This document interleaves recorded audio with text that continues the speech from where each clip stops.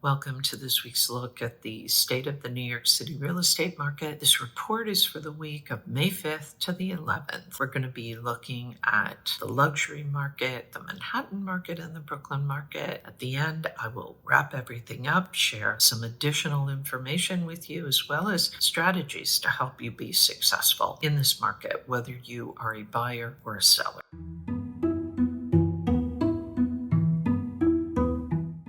We'll get started now with the luxury market and say that there were 36 contracts signed last week. That is 3 more than the previous week, so we can see that the luxury market continues to perform well throughout this entire spring market, and looks like it's going to continue that way till we get to the end of it. The number one contract was Penthouse 60A at 15 East 30th Street. It was asking $25 million. This is a penthouse condo. It has a little over 5,100 square feet. It includes 4 bedrooms, a library, and 5.5 bathrooms. This apartment is in a building known as the Madison House. It features 30,000 square feet of amenities, which are quite extensive. They include a concierge, a fitness center, golf simulator, yoga room, 75-foot lap pool, cold plunge, hot tub, steam room, a garden, a private dining room, conference room, children's playroom, lounge, and bar. The number 2 contract was the 16th floor at 995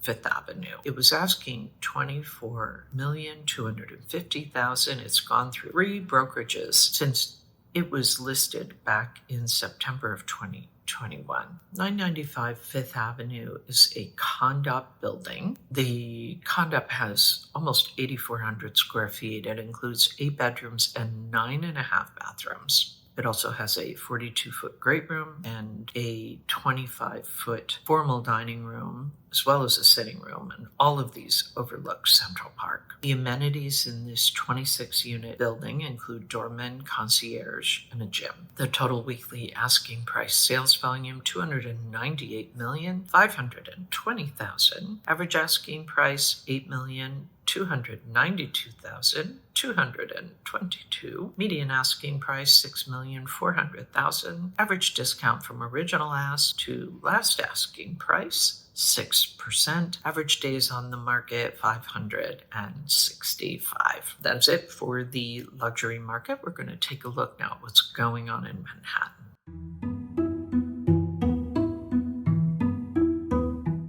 So in the Manhattan market, we are basically seeing a kind of neutral, balanced market. This monthly supply chart shows that the supply is just holding steady, maybe going up a little bit, and the monthly contract activity is also holding fairly steady, although you can see it's gone down just a little bit. We went through some holidays. We can see that it was higher in March than it was in April, but we are seeing strengthening in the contract activity. So when we take a look at this chart next month, we're likely to see this going up a little bit. As I said, this is a kind of neutral, balanced market. We can see from the market pulse, things are just kind of holding relatively steady, although, again, we had a few weeks there with holidays, and also there was some macroeconomic news that kind of put a pause on the market in April. So we can see that it's gone down a little bit. It is definitely up from last year, but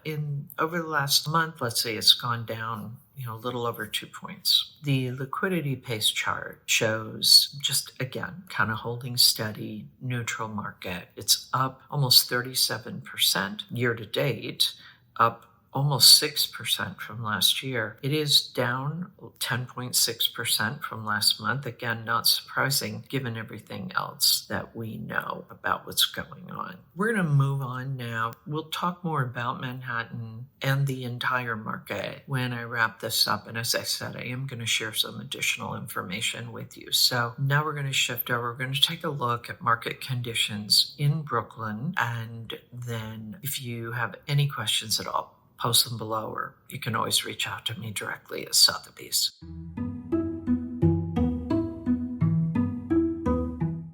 So we see kind of similar conditions in Brooklyn. We see that the monthly new supply is kind of holding steady, basically kind of neutral, let's call it that. We've seen a little bit of a rise in the inventory. If we're looking at the rolling averages from a seasonal standpoint, we see we've actually fallen a bit in these recent times between March and April. Of course, as with Manhattan, there were factors that came into play with holidays as well as macroeconomic factors that seemed to be having an impact on the market. The monthly contract activity in Brooklyn is holding pretty steady, actually seems to be on the rise if we're looking at this kind of monthly trajectory beginning in January. This has definitely continued up. The rolling seasonal averages in Brooklyn also was going up, then it kind of fell off by the time it got to April. The market pulse in Brooklyn remains neutral. It is down about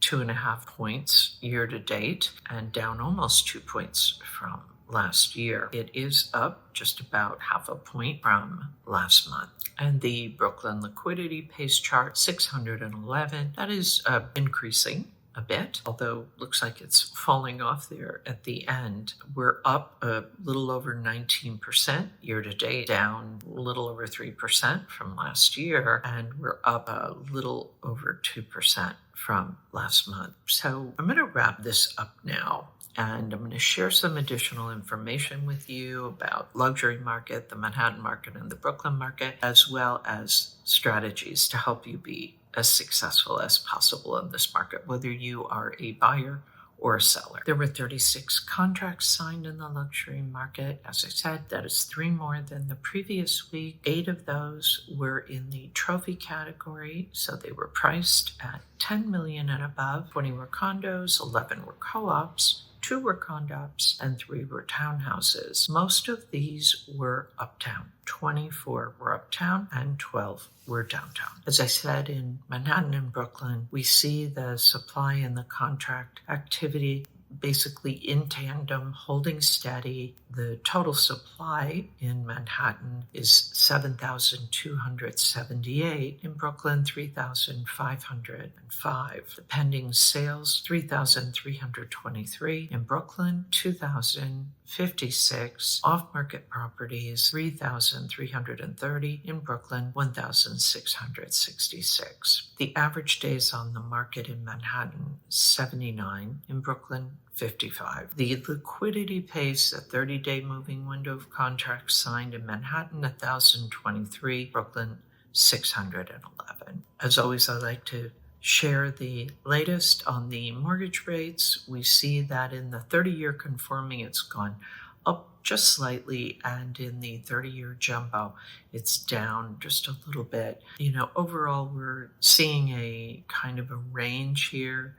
Even if we want to look at this as a kind of a 30-day range, we're seeing it fluctuate between around 6.7 to almost 6.9 in the conforming, and in the jumbo, we're seeing a little bit higher, 6.8% up to 7.3 and change. The interest rates have generally held pretty steady. They've gone up and down a little bit, but nothing terribly meaningful. We'll, I guess, wait and see what comes in the foreseeable future. But for right now, these mortgage rates are kind of holding steady. I want to share these 2 pricing, we'll call them pricing penalty charts from Manhattan and Brooklyn. You can see that the longer a property is on the market, the bigger the discount when it sells. 120 days or more, the average discount is about 9%. Anything less than 60 days is approximately 1%. Now, these are averages, and every situation is different, of course, but for sure, value is greater in terms of how the buyers are seeing things. If it hasn't been on the market a long time, it is likely to go for its asking price, sometimes in a bidding war. Be guided accordingly. You definitely don't want, if you're a seller, you do not want your property sitting on the market for months and months. You definitely will not make as much money as if you got your deal done in the first, let's say, 60 days. Buyers, when you're looking for leverage, look to those properties that have been on the market for a while, because that's where you're likely to get the better deal, if you want to call it that. Which brings me kind of to my next point.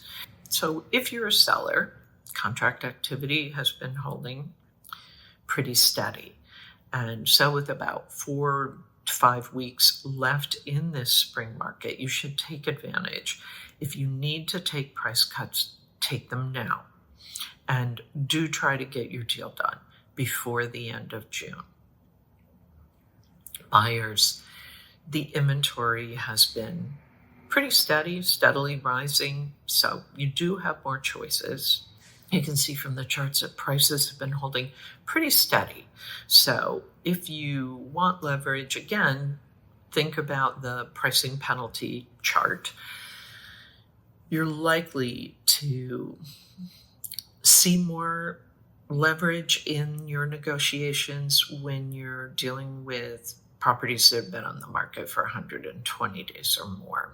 Otherwise, if they're new to the market, you may be looking at paying something closer to the asking price. That is it for this week's look at the state of the New York City real estate market. As always, my thanks to the Olshan Luxury Report and to Urban Digs.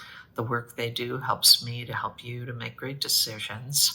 I'll be back next week with the very latest news on what's happening in the New York City real estate market. In the meantime, take care.